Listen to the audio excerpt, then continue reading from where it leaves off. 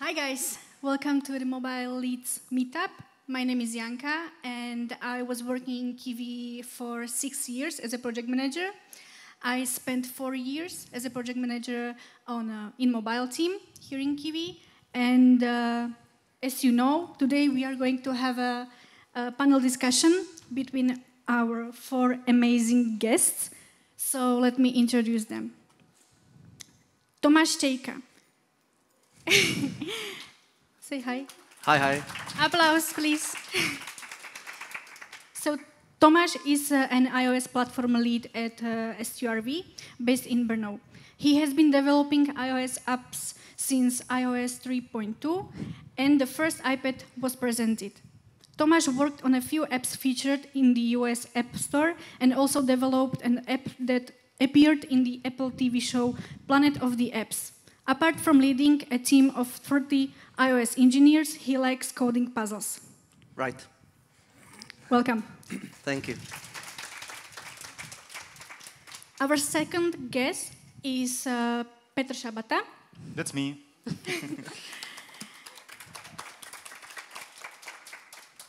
And after 10 years of Java development, Petr switched to the Android world during his parental leave and never come back. Now he is leading a team of 3 iOS engineers and 2 Android engineers who work on the checkout part of the kiwi.com application. In the past, Petr used to be a scout district leader of 150 people. His favorite free time activity is board game playing. Yes. We have also a lady, Karolína Klepáčková. She's Android team lead who is dedicated on only to leading the team, but also to the development itself. She is primarily interested in creating applications that are of high quality both technically and in terms of content. The most important thing for her at work is the company culture and the projects she works on. She tries to keep the team honest, friendly, and willing to help each other. So applause for her. And the last is Kevin Singh. Hi, everyone. Kevin is a mobile team lead and also an iOS developer at Dactyl Group. He tries to continuously discover, evaluate, and implement new technologies to maximize development efficiency. In addition to ensuring the required software quality and reliability of the entire team's output. He likes to ride a motorcycle and travel. So you are on a good place because, you know, kiwi.com travel. Nice pick. That's why I'm here. Yeah, so applause for him, please. Nice. So, okay, thank you. And I would like to just remind you that we have a Slido with the hashtag mobile meetup, and you can ask questions there. But no worries, if you are not shy and you want to really ask a question in person, I will give you definitely some space to ask your questions directly to our guests. So, I think that we can start. Hi guys. Hello, Janka. How are you feeling? Are you nervous? No, we are excited. Okay, Yeah, I'm exactly. excited too. So, okay, let's start. So, my first question is, how did you become a team lead? What is your journey? So, Petr, you are looking at me. So, tell me, what is your journey? Okay, so my journey, I would say I was at the right place at the right time. So I didn't join kiwi.com. I joined an agency which worked for kiwi.com, and because it had also other clients, and not all of them wanted the applications for both platforms. The teams were based around the operating system. So there was a team of Android developers and there was a team of iOS developers. And then Kiwi decided that it will focus more on mobile development, bought the company, made internal team out of it. And after some time, we realized that it's really hard to keep the product sync across three platforms. So we had Android, we had iOS, and we had web. And the people haven't talk to each other that much, so it was like hard to have the same functionality. And the decision how to deal with this problem was to leave the development based on the platforms and build the teams around product. So we split the Android and iOS teams, build teams around the product. So there's now search team and booking team and manage my booking and so on. And the company was looking for the right people to lead these teams. And because I was one of the oldest people and I was one of the persons who was like suggesting improvements and like thinking in a bigger picture, I was offered to be the team lead of mobile booking.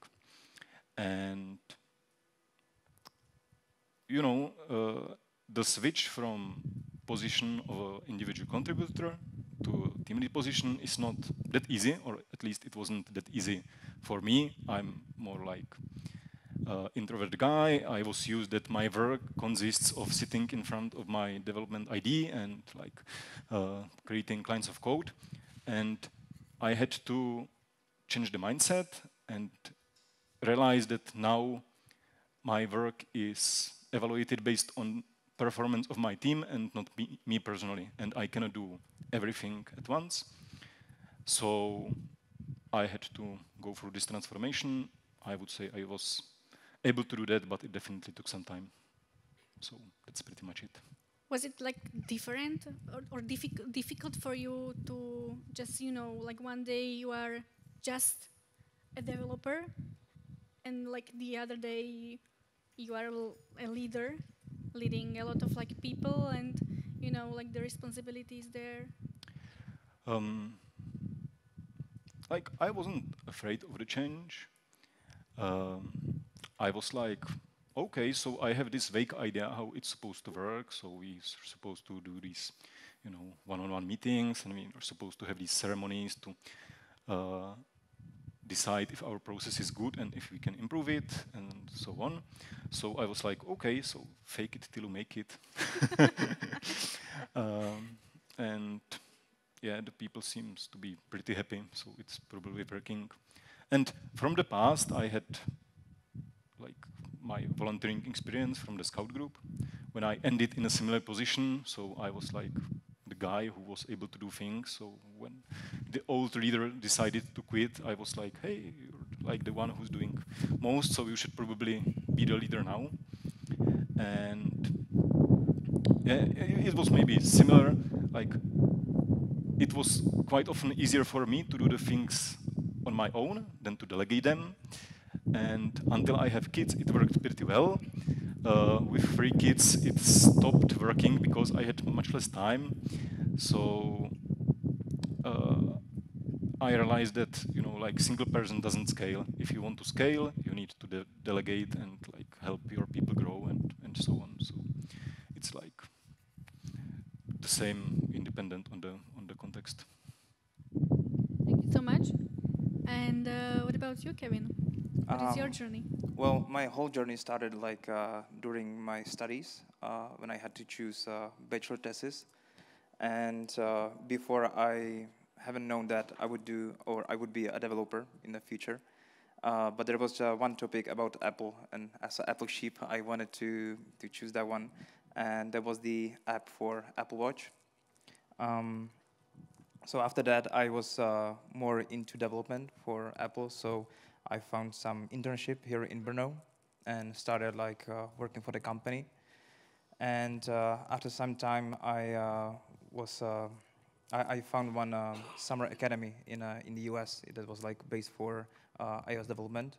And after that, I was like realizing that I just don't want to do the development itself. Just I want to do something like a management as well. So to be like on the both sides of the process. And after that, I came to Brno. I was working for, to Prague. I was there. I was working for one company for 3 years. And then in the COVID crisis, so I was like looking for some change. So I moved to Brno and started working with Dactyl. and as an iOS developer. And after some time, I told them that I would like to do like this management. And so after a few months, we had like a feedback, like an interview. So we managed that I could do that. And yes, from that time I'm on this position, and yeah. It's a nice journey. Yeah, is it working? Yeah. Okay. Okay. Thank you so much. And what about you, Carolina? Because like I need to share that I remember you as a junior developer like Android developer. We were working with each other. So, like for me, it was like shock, but also in a good way, you know, that you are leading people, and I hope that you are good in it. So, could you share with us what is your journey from junior Android developer to a leader? Okay, so I think that everyone started somewhere, so that's the point. And my journey, well, to become a senior Android dev, it was quite a long journey. But after that, my journey as a team lead in Cleevio, I started working as a senior Android dev. After that, there was no team leader because the previous one left and no one replaced his place. So the C-level decided to find out someone with the right skills, with the great mixture of soft skills, of technical skills, of other stuff that needs to be for a good leader. They decided to do the selection internally. If they won't find anyone that match, then they wanted to do it externally and find some external guy. So they started looking for someone, I think 2 or 3 months after I started in Cleevio.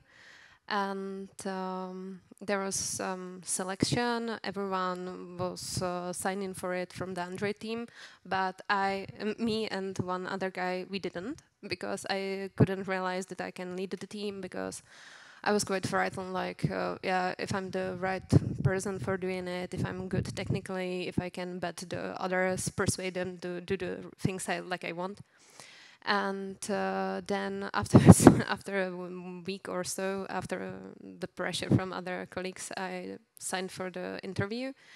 Then a week later, the C-level started getting feedbacks from everyone who was contributing with us.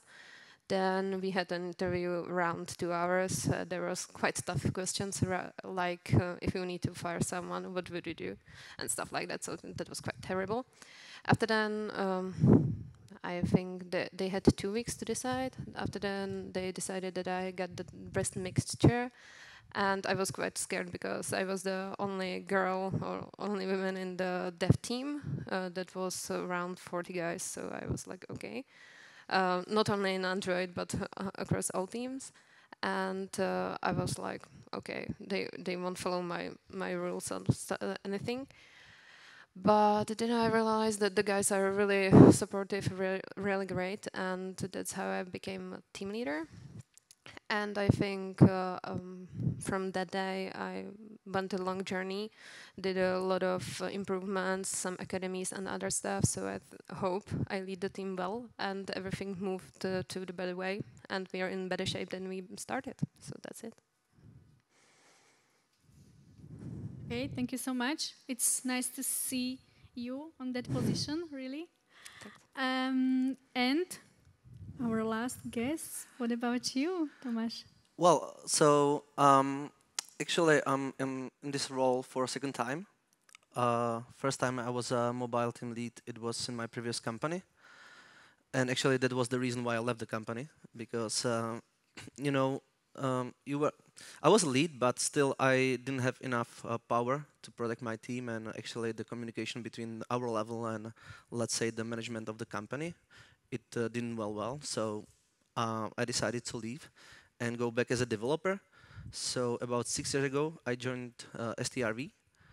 And during the time I received, because we are agency and there is a lot of teams and a lot of projects.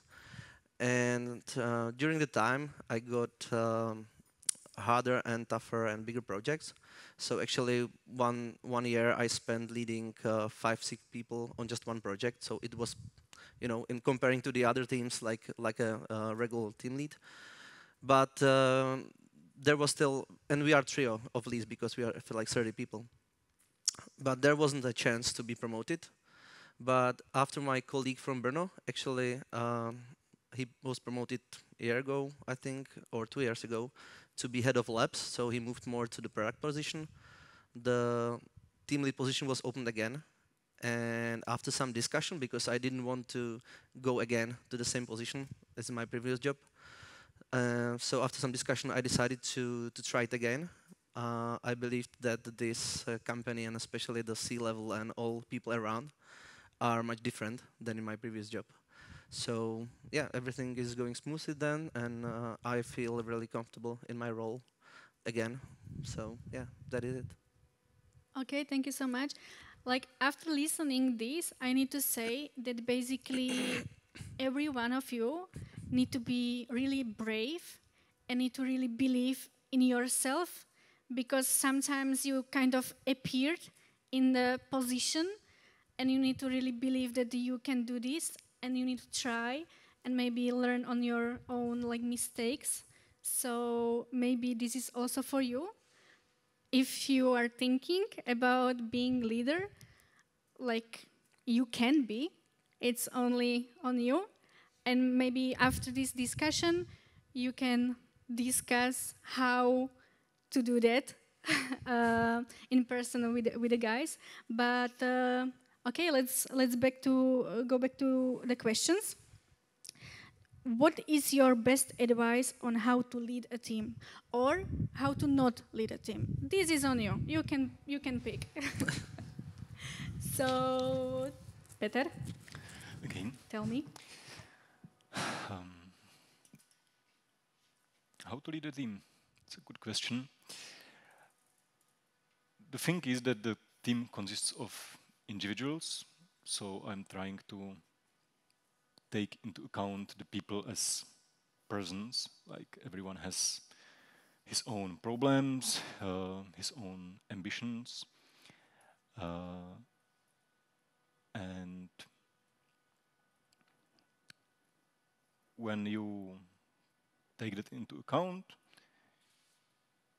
you can make like the people grow and help each other so they can collaborate better. What's also good to realize that not everyone is the same. So someone is more on the technical side, someone else is more on the product side, someone else is more into the design, and there's no one size fits them all. So if you try to take all these different people and squish them in the same box, probably some of them will like be okay with that because the box will fit them, but some of them will be quite unhappy because it's not like their nature, and they might decide that like it's not good for them and leave. So, but it's a you need to find a balance. So you need to utilize the strengths, but also maybe help the people grow, maybe to focus on their weak sides, so they can also, oh, that's a cliche, step outside of their comfort zone or learn something new, maybe compensate something which they didn't learn previously. And yeah, I would say that if you treat the people as human beings, they are like, the rest is like technicalities. Because, yeah, if, for example, the company doesn't treat you well or your manager doesn't treat you well, that's one of the most common problems, like why people decide to leave. And you're losing the time you invested in the people, and you're losing the energy, like the time they spend learning the product. So it's always better to try to make the people happy than to like look for someone who will suit you better. it's like with the kids, you know. So you have the kids, so you cannot just, okay, I don't like this part of you, so bye. You can use baby box. So. Is it big enough for the developers? Okay, thanks for the tip. And, yeah. Yeah. Okay. Thank you. What about you, Kevin? Do you agree, or do you have like some another like approach? I completely agree with everything he said, Peter said. I would just add that for us, like, it's really good to hear everyone out about the ideas and everything. So it's really comfortable for everyone to work together and just to keep the area like really easygoing. And yes, as I said, I really agree with everything. I cannot add even more. Okay. Thank you. You guys, do you have something to add? Yeah, I totally agree with Peter. I also have 3 kids, and actually, my approach is kind of parental, I would say. So yeah, you have to be protective. You have to listen them. You have to give people some opportunity to grow, also some responsibilities. Yeah, on the other side, kids probably won't left your house until they are some age, but yeah, really like a family. Also, you need to more people. I would say that comparing to the colleagues, I definitely want to know my people more. We don't need to be friends, but I need to know them personal. So I need to know what they are from, what are their like families and everything around them, because it's a way how to help them with rough situations in their lives. So, yeah. For me, the one more thing is that a lot of guys doing team leaders, I mean women, same as men, are taking this part as a strength place, but it's not. You need to be around, yeah, like supporting the kids. You need to be around when everything shits, and you need to be the one who motivates them, who tries to find persuade why they are doing their job. Of course, it's salary, but more than that, you need to know what motivates them. What are the strengths, as Peter said, what are the weaknesses, and you need to follow them with the task, same as the project. For example, if I know that one of the guys really hates I don't know, cars, I want to put him on a cars project and stuff like that. For example, I got guys that are really skilled in UI, got guys that are really skilled in background tasks. So I'm trying to decide whether put them on this or that task and whether to split them on the given projects. Okay, nice, thank you. Tomáš, By the way, I realized one more thing, and because recently we were in process again to select a new lead into our happiness trio, and one of the most skills he was asked to have was that he's really like strength person, talking about the psychology. So he needs to be able to listen all the shits going to him from all sides. So you are like the man in the middle, and you need to be this this middleware into everyone and make them, I would say, happy and motivated and everything. But you know, all the bullshits you listen goes to you. So you need to be strong. Okay, thank you for sharing. I see that there are some questions on Slido, so I will read them. Question from Not Harach.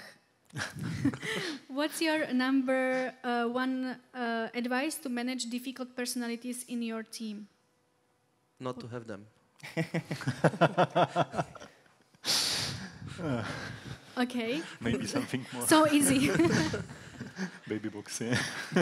Yeah, baby box. But you know, it's working only for babies. You know that, Petro, right? It's not working for developers. Or you can try, but I don't know if it is working. Okay, another question. I don't know maybe if we can iterate on that. Maybe there's something more actionable. Yeah, but yeah, it was kind of joke, but I think that, and we will get to it in shortly. But we are still in a part of the hiring process. So actually, we are comparing to the kids. We are selecting our people. So I don't want to pick any asshole to my team and then to be like struggling all the time with his hard personality. So actually, this starts at the beginning. And also, like, our cooperation and our relationship starts at the beginning during the hiring process. So, as I said, I don't think, like, you can avoid it in the beginning, so you don't need to solve it later. I would disagree because sometimes those guys are quite, I would say, the toxic guys, but you don't realize it during the interview because they open their mind later in the team. So it could happen, but then again, you can just make them go and. Yeah, you can. So you can. Within probation period, it's okay. You have 3 months, basically. Okay, thank you. Maybe. Yes. Go ahead. Yeah, I disagree as well because sometimes when people are, sorry. We have a fight here. No. Just want to say that when people are motivated to get the job, so they can have 2 faces, right? So then you realize their own personality, the true personality after some time. So it's not like for the first when you see them. Yeah, but you can still fire them. Yeah. So okay, no issues. No, sure. No issues, no way. No, it sounds like we kick them immediately. It doesn't work like that. You spend a lot of time, so they have extra care from you. You spend hours and hours talking them, try to motivate them, either learn them how to speak with other people, communicate with the rest of the clients or company, and then you realize that there's no way because it's on their side, not on yours. So only option then, is to say bye-bye. Yeah. But I would say one should give it a try, not quit on the first problems. What I think is quite useful is write the stuff down. So if there's some problem, maybe you should discuss it, maybe you should make some notes, maybe some action points, or okay, so this is an idle, but next time please try to do it differently, or faster, or communicate more proactively, or people don't like that you're talking shit about them or our product or whatever, and give them opportunity to change. And if you write it down, you can then get back to it after some time and compare is it the same, is it different? Hey, we talked about this already a half a year ago, and it's still the same. You're not delivering on your promises. You should really focus on that because otherwise, So, if it's just maybe discussed and not written down, the people can have some bias. Have we talked about this at all? Yeah, we have because it's written here. So, having a track record of the communication is good from my point of view. And also, I believe that you are also listening, the other people in the team, and you need some feedback on the person because you can be really, really happy with the person, but if there are good or bad relationships between or inside in the team, you just need to do something with it, right? So, but yeah, okay, thank you so much. I will read another question. This is a question from also not Hrach.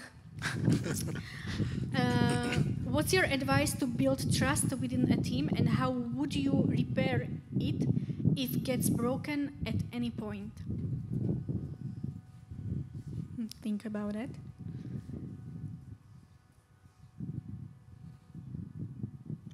Karolina, do you have something in your mind?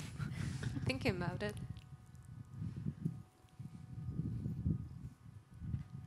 I think that almost every problem can be solved by a discussion, as Peter said. So let's have a discussion about that, what's wrong, what could be better, and so on, and how to repair this trust. So yeah, I would select a discussion as a first step. I think that the leader needs to be honest and say the things like they are. And if they believe that you're saying the truth, then you're trustworthy and they are following you. So you just need not to bullshit them. Yeah, just saying how things are going and what's wrong, what's good. Try to improve them. If something is bad, try to appreciate them when they are good. So trying to be still the supporting thing around. So. Okay, thank you. Another question. This is question actually from Hrach. Thank you, Hrach, for your question. So, do you feel more connected to developers or management? because you are kind of in the middle, right? Are you satisfied with your current balance in this? Probably depends how deep you are in the structure, but anyway, what do you think or like? Definitely people. Devs. Like, if I should compare it, it's like 5% with management, but most of the time you are in between people around your team. Like, you are a bit ahead of them, but still you need to spend time within them, with your team. So yeah.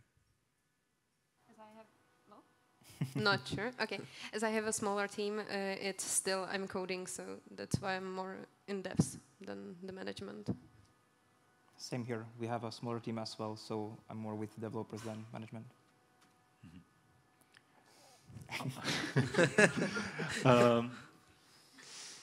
I would say that one should realize that as a team lead, you don't have like a single customer.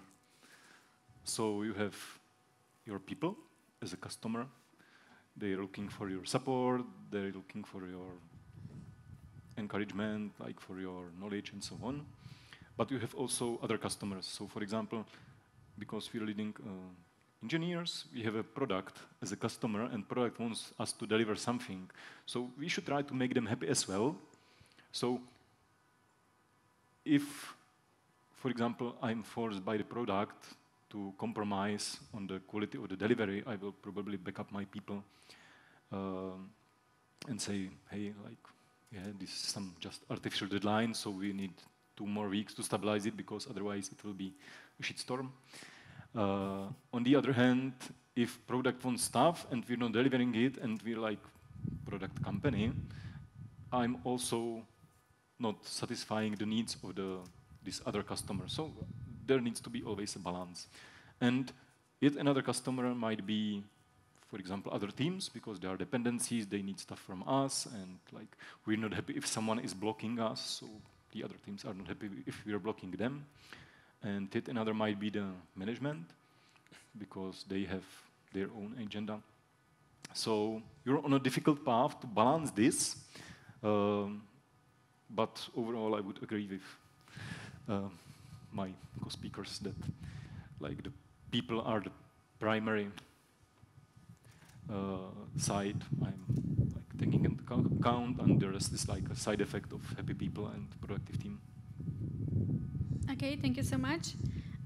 We have another questions in a Slido, but they are kind of connected with my questions, so I will get back. So the question is, and I will start with Kevin, how do you build your team? What is your, approach? How are you like picking people, and what people need to really like, check for you to join your team? So for sure, the first thing is their experience, like in development. We want to see like if they're like they are seeking to find a new ways how to do it, like in a modern way or easier, more simple. However, on the other hand, we are looking for a personality as well, because we want them to fit into our team. This is like related to a previous question about if we have like someone who's not in the team, so it will make a mess, right? So that's why it's really important to pick someone who will fit the team, and it's really comfortable to work with them. So it's technologies and the personality, and also like as I said, if they are seeking to find new things how to do it. Karolina? For me, the most important is the mindset of the guy, if they are suited into the team or not. The guy, I really like if on the interviews the guys are open. If you don't know something from technical stuff, you can learn it. So if you don't know, just say, okay, I'm not really sure, or I don't really know.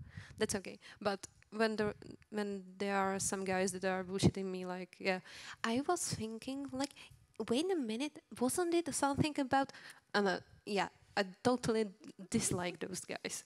It's completely mess, and you know that it will never fit into the team because everyone is skilled. Everyone can say, okay, I don't really know, because even I'm not skilled enough to do everything around the Android. So yeah, there are the parts that I don't really know, and I know about it. But those guys, they are thinking that they've eaten every knowledge from the world, so that's completely terrible. And we're trying to find guys, good from technical point of view, but you can test it, you can ask questions, but still there needs to be some synchronization, some harmony in the talk, in the interview, that you know that the guy will fit the others. And that's why I'm taking one another dev with me in interviews, just to check or double check those guys if they are good enough to suit into our team.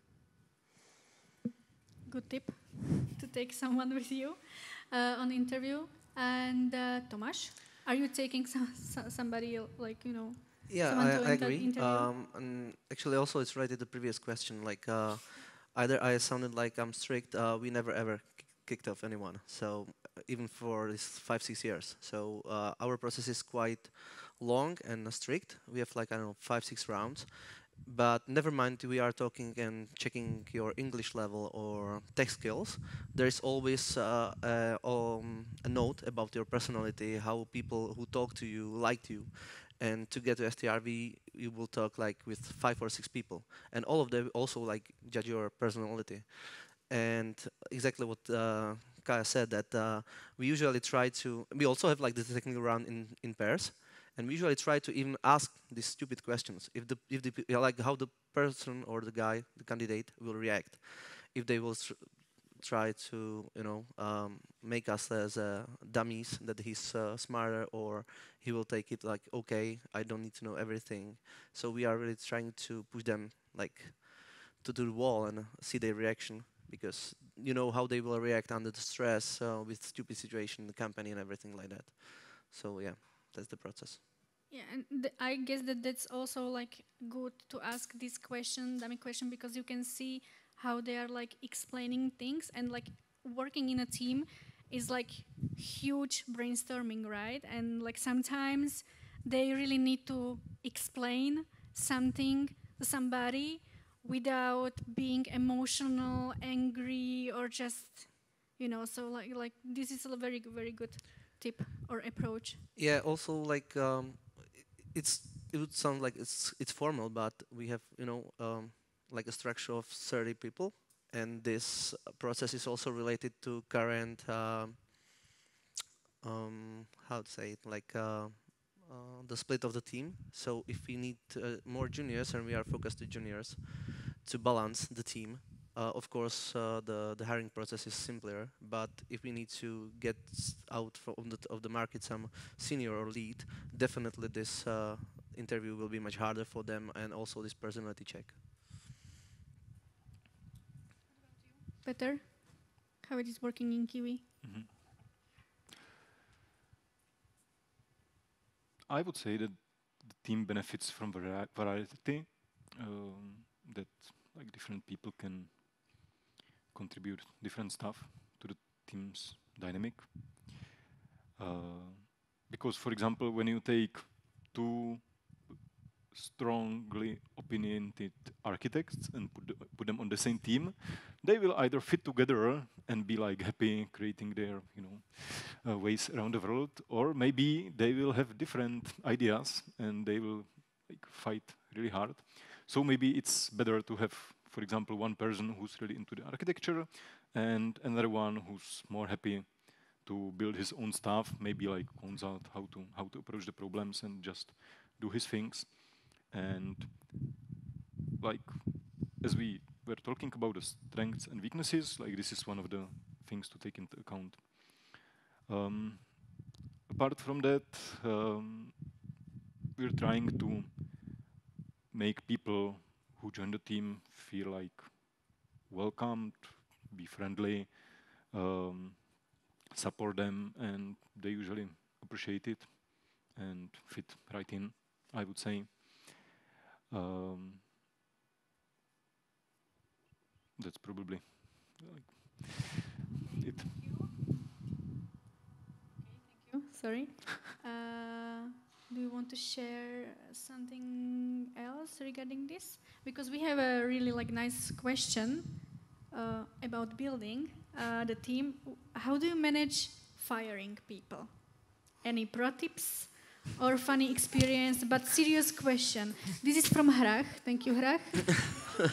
He's maybe preparing, to fire somebody. So how are you dealing with this issue?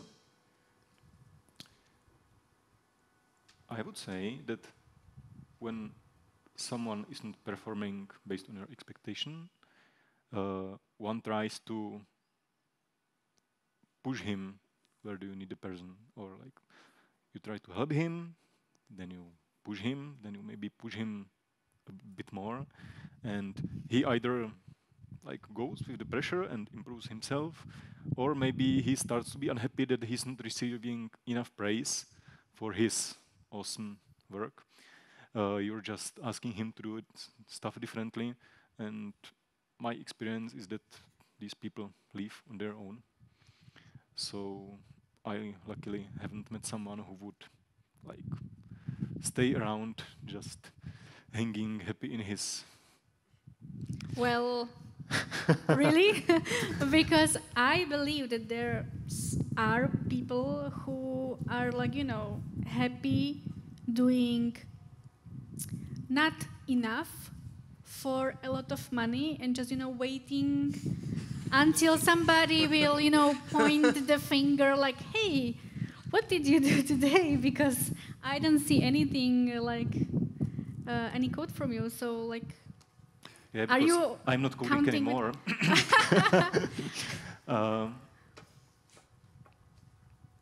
So it depends. I think that the people tend to, they're happy if they are appreciated, they're happy if they grow. And if you don't give them more money, you don't give them price, you're just asking them to do stuff differently, I wouldn't stay around. And I'm not aware about anyone in this situation in my team. So if other people needs to handle these cases, poor them. So did you fire somebody? Not me. Okay. Did anyone fired somebody? I think it really depends up to if it's because of low performance that you need to fire them, or if it's because you don't have allocations for them enough. So when you're creating products for the companies, and it's not the only project for the company, it really depends on the situation. If it's because of a low performance, you need to get some steps and key results if they are getting better or not. Just discuss with them and maybe do some plan for 3 months. If not, they are going and they know about it. If it's because you don't have allocations for them, then it's acceptable and you need to give them some time, maybe 2 months, 3 months, to let them find another work. But about the low performance, I always trying to find out some good in it, something good. And it's usually okay, you don't really fit in the team, doesn't matter, you're skilled enough, and for example, those projects are not good for you, the team isn't satisfied with you, and then I really need the satisfaction, because after that there's the biggest race of the project, and we are really in the company's growth, so we need to focus on it, and I'm trying to persuade them that the other projects or other companies might be a better fit for them, and trying to persuade them to go on their own rather than fire them. Exactly. Kevin? Yeah, I haven't fired no one yet, but we have the same situation as, let's say that if the person haven't met the expectations, so then let's say we have again some discussion what needs to be done, what needs to be better, so we can meet these expectations. However, if it's not met, so we are still trying to give them some time, or to to push them somehow with some motivation or whatever. But then again, if they don't see it, so they will end on their own. They will just quit. So Yes, there is a problem with allocation if we have it, but then again, we try to solve it with some intern job, like in the company. But mostly, it's about the expectations. Okay, Tomáš, you already told us that in STRV you are not firing people. I don't like. We are, but not me and not in our team, right? Yeah, I agree with guys. It's always fine if you can find even some internal allocation. You need to fire, don't need to fire your people. We have like twice a year quite long reviews, so that's the event when you can set up your expectation on both sides. And then I remember that somebody who was really kicked off. So it was like in football. So first he got like a yellow card, and then he was still like underperforming, so he was fired. But I think that it usually didn't happen for us with people in office or in, let's say, in Czech. It was mostly for remote people, and I think that it was the situation you described. So somebody who was hired to work fully remotely, let's say from South America or either from Africa, whatever, and he's underperforming, and it's super hard to even motivate him or control him or whatever you would like to do with him, and he just like saying you some, I was in hospital, blah, blah, blah, my wife, blah, blah, blah, blah, and something like that, some stupid ideas why he couldn't finish his job. So yeah, it took him like 3 or 4 months, probably unpaid vacation or paid vacation, but then there was only way so to kick him off. Yeah. Sorry? Yeah. The bullshitting usually like doesn't work. Well, I think it's working, but there are some limits. After some time.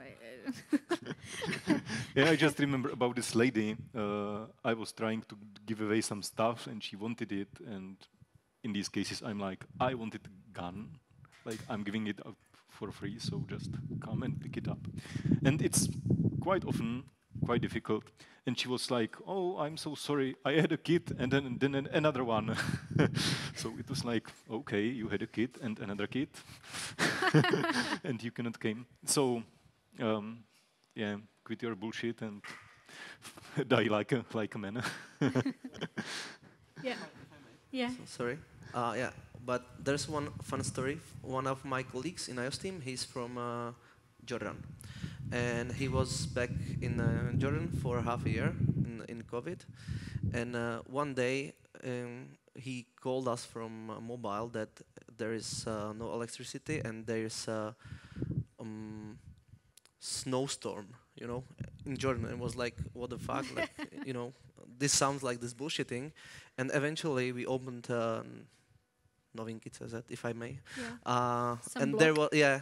And it really happened. So they were out of electricity, and accidentally Jordan was under some snowstorm. So yeah, it was real fact. Poor and guy. we tried to call him just via cell phone, and he was okay. Also his family, but we definitely need to communicate his client that he will be off for probably a few days. So yeah. So it's not always like we try to check it before say that the guy is bullshitting, but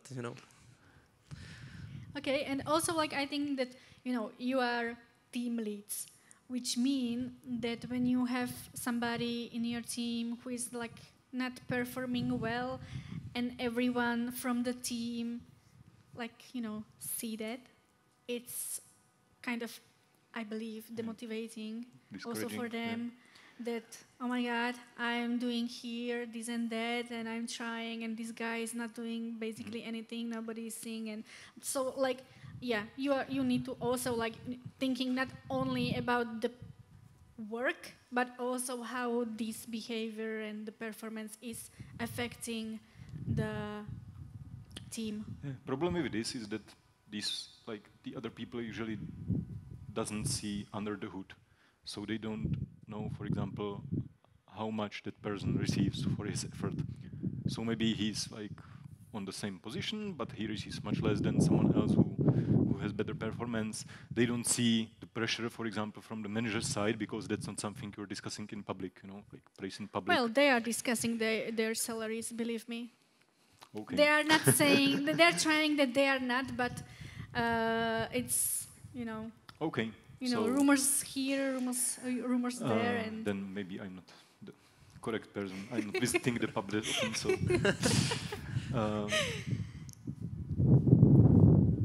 Yeah, definitely. If you have some, it's good to communicate if you're like, angry about something, and maybe you will get some insights.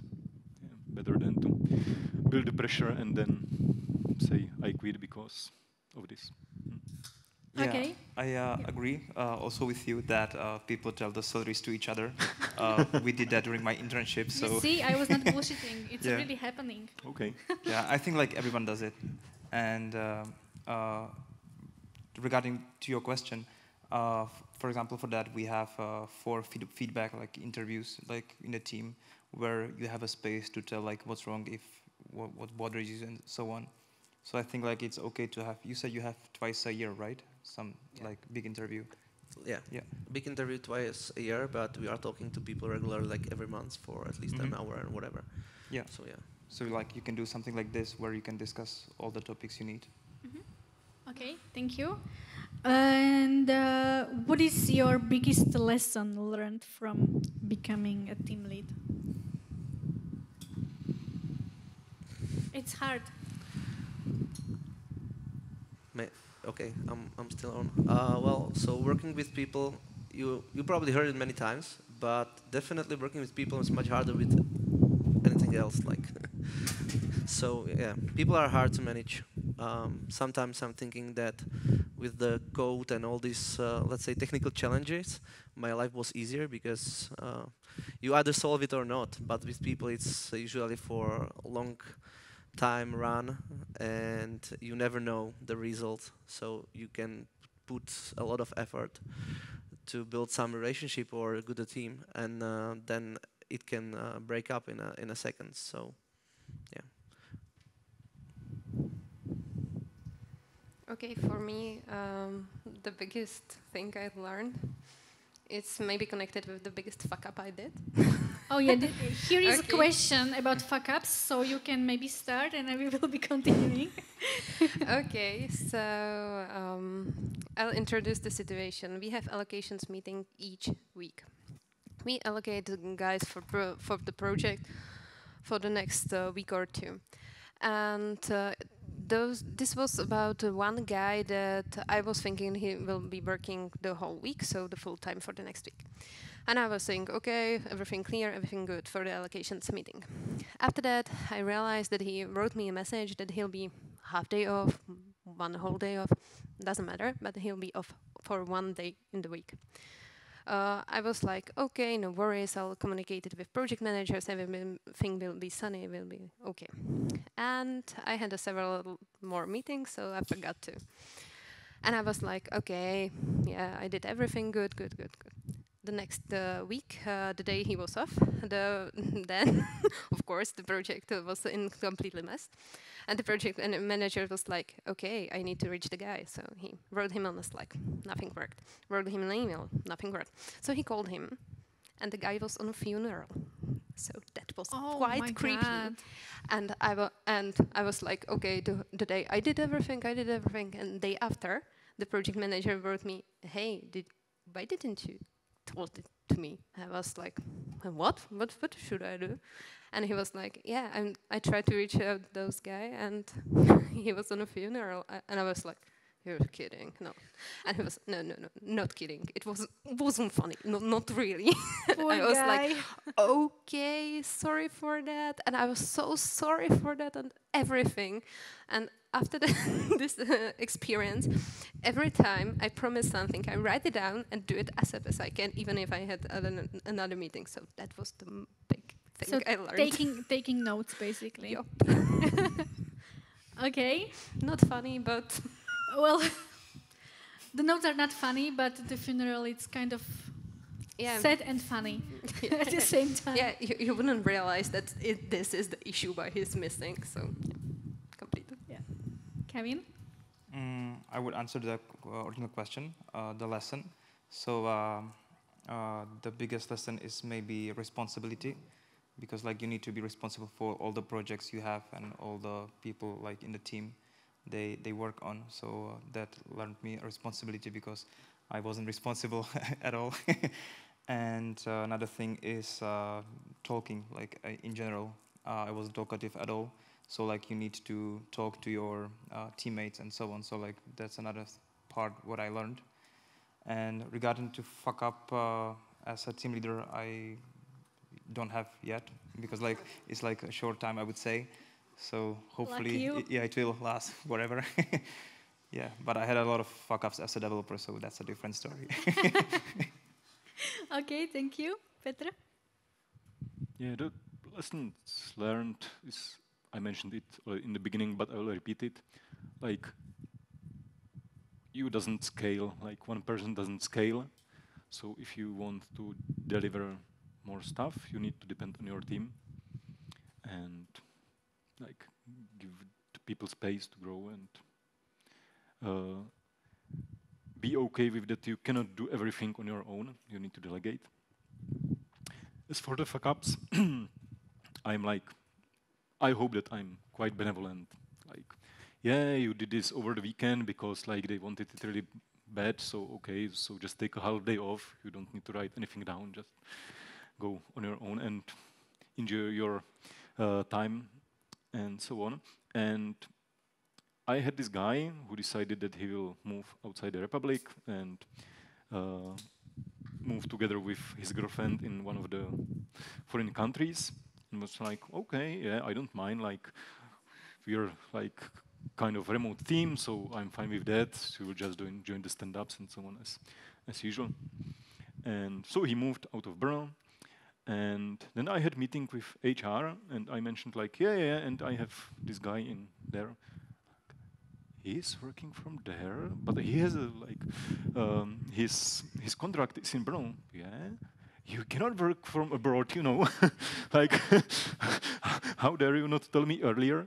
We need to solve that SAP and stuff like that. And I was, yeah, like, you said that like contractors need from this date, but it's not this case. So yeah, there are also like these HR people and legal people, and you need to make them happy as well. So yeah, I learned my lesson. Okay, Tomáš, do you have something? No lesson. Okay, so no lesson. I answered the lesson I learned. I think that Really? working with the people is super hard and it's long-term work. Oh yes, yeah. sorry, my bad. I'm maybe Yeah. tired already. Yeah, no. So let's move to another question. Okay. Okay, let's speak about Corona because, like, you know, there is and was a difficult situation, difficult time for all of us, and it is really difficult to handle a team of a lot of people which are at home. So, how did you handle this case? Was it like difficult for you, or it was like smooth? Any issues? Like there were some changes, of course. Let's say that during the Corona, so like everyone had to work from home, so we didn't have a time to meet each other, to go for a beer or whatever. So we needed to motivate someone, like motivate each other. So for example, we did some online meetings and or online team buildings. However, we lost few developers. I think it's natural that almost every company lost someone during the Corona. On the other hand, we got new developers who joined the forces with us, so that's natural as well, I think. So yeah, it was kind of hard just because of we couldn't meet each other, but we have a lot of developers who works remotely, so we were, let's say, a little bit ready for that. We cannot say that, but yeah. So yeah, it was complicated. Anyone else? Yeah, if I may, it affected us a lot because we are more like a community than a company, and we used to go to office very often and meet people. Of course, we have few guys working fully remote, but that's fine. And as Kevin said, we tried to make a lot of events online.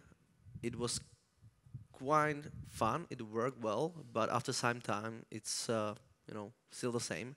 You don't meet the people in person, And as Kevin said, the COVID actually opened new opportunities for people to work fully remote.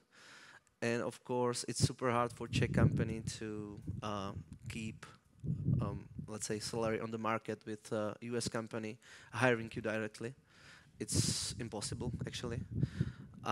Yeah, so we, of course, again, or as well, lost some devs, and the hiring process was hard for us, because as I said before, there's a lot of rounds, and usually in person, because we need to check the personality and everything, and that was actually the case with these remote people fired, because we need to hire at least someone. Remote people also had like the better chance to join company, because all interviews were online, but it didn't work well for us.